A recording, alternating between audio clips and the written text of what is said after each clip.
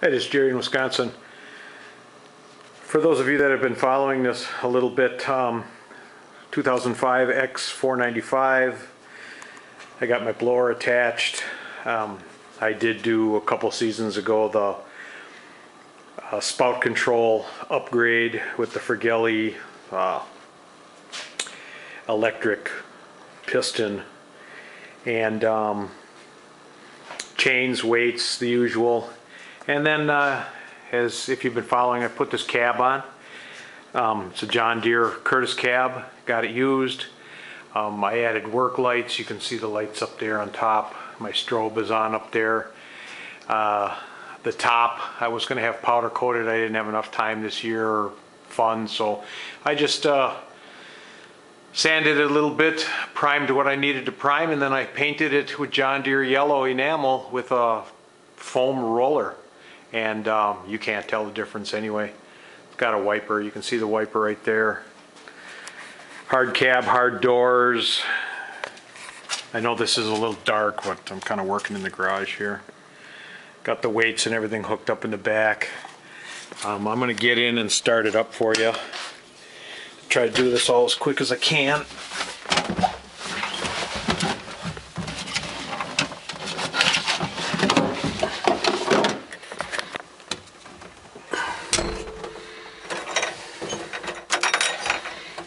Yeah, wait for the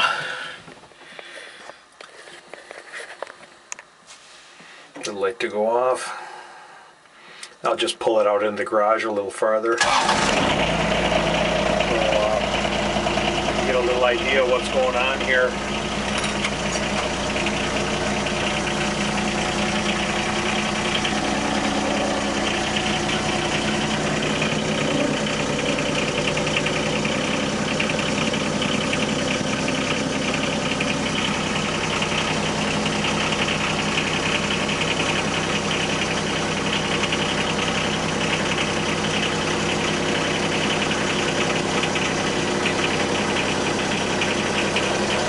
Probably far enough.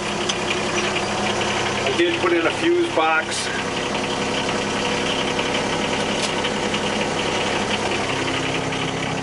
Just there. Like I said, it's kind of dark in the garage. Mishmash of wires. I didn't get everything tied down. It's getting cold, so I tried to do everything as quick as I could. That first button right there, that's a 2-speed for the heater fan. There's the heater right there. Regular mega blower. So we'll shut this thing off and I'll show you some of the lights.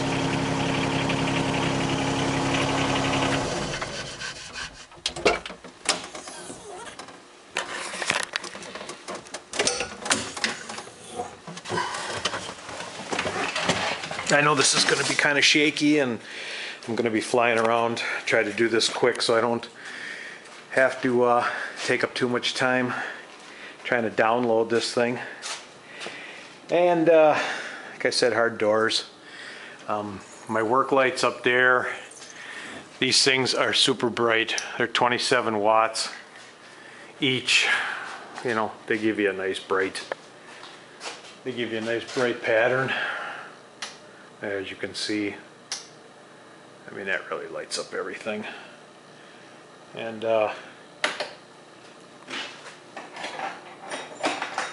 there's the regular headlights on. Turn these things off again so you can see the regular headlights. I'll put this thing down. So there's the lights, the headlights, which don't do a whole lot of good. And then voila, those things are super bright. And cut these work lights off. You can see the strobe up there. That's got 7 different patterns, but that's the one that catches the most attention. I like that. And then the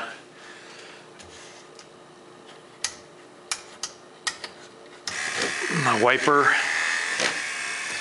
As you can see, the wiper's going back and forth. And then I put this thing back here. Let me scoot around here a little bit, because I'm going to be blowing a couple other driveways and I'm going to be going back and forth into the road. So I put this thing on there, bolted that on, and that's hooked up to the fuse panel also. And I'm probably going to get some other kind of red flashing light for on the back down here between the tail lights. If you can't see that coming down the road, I don't know, you must be blind. But there's the weights again at the back. And that's about it. I'll put up another small vid tomorrow once I get it out in the daylight, if it's not snowing and I'm actually using it.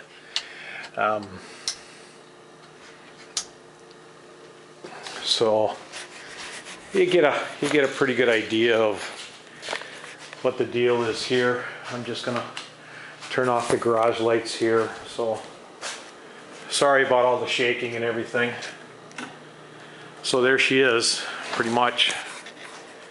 It's in the garage. Sorry, my freaking Harley's still sitting in the way. I haven't got everything organized as how I'm going to put it, but she's a pretty mean machine right now. The heater blows well. The fan could be a little stronger. I'm thinking that the older units, I thought I read someplace that the older units had a more powerful fan, and the newer units have like a fan from a, you know, to cool a computer box. So, and I think that's what I got, because it doesn't blow real hard. It does have a high and low. That's hooked right up to the fuse box. I didn't have to use the little switch that came in the kit.